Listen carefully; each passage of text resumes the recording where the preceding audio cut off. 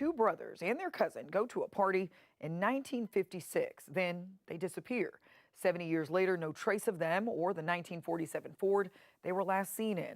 The story, a source of speculation and mystery all these years later. Here's our very own Sarah Snyder with today's Unsolved Alabama. Somewhere near or beneath these rushing waters, a secret. It's one that has kind of stayed in the news randomly over the years. A case colder than the creek running through Morris that chilly Saturday, March 3rd, 1956. It's one of those cases where there's so many questions about it. The facts of the case are few, but the lore abounds. Brothers Billy Howard Dye and Robert Dye, ages 19 and 23, and their cousin, 38-year-old Dan Brasher, left for a night out. We know all three men were together. They went to a party in Robinwood. They left the party, never to be seen again. A mystery Alabama Cold Case Advocacy says tops the record books. As far as I know, it's the oldest unsolved case in Jefferson County. They were last seen here in Billy Dye's 1947 green Ford. This is an area of Morris that used to be called Crooked Creek. It's right in between I-65 and Highway 31. And that's kind of it. They were never seen again. And their family didn't report them missing initially. Like the first couple of days, they weren't concerned about it based on everything we've read, because apparently the guys were kind of known to go out and party and drink a lot. And so it really wasn't uncommon for them to kind of be off the radar for a little while.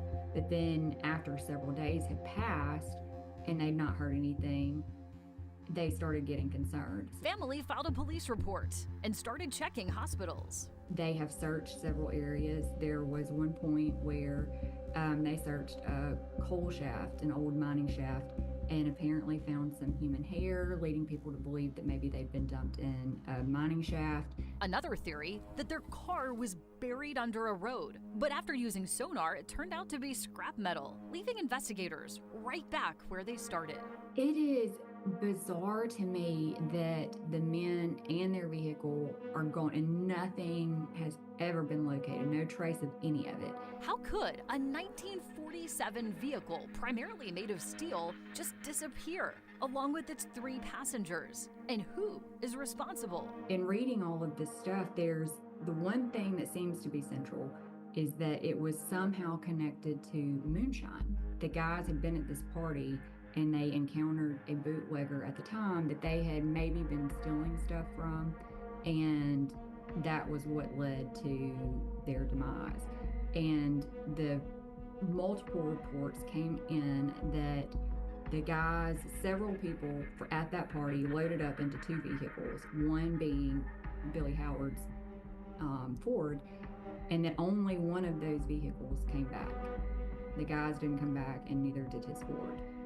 So the general consensus, from what I can tell, whether it's factual or not, is that something happened at this party that led to all three of the men disappearing. Search after search, dig after dig, and still nothing more than 7 decades of stories and speculation. So much construction has gone on, and you would think people like building houses or building roads, logging, whatever, there would have been somebody that came across something. So it's crazy. A case that's this old, is there any chance of this getting solved? I think it's possible that they could be found. I don't know how many people would still be around to be able to come forward with information about it. And it almost seems like for this to be solved, it's probably going to be accidental. It's going to be a property owner, finding something on their property. In Jefferson County, that is one of those that always piques curiosity. Sarah Snyder. Because it's like, how do you hide in the 50s a car and bodies, and then this many years later, none of it has ever been found? ABC 3340 News.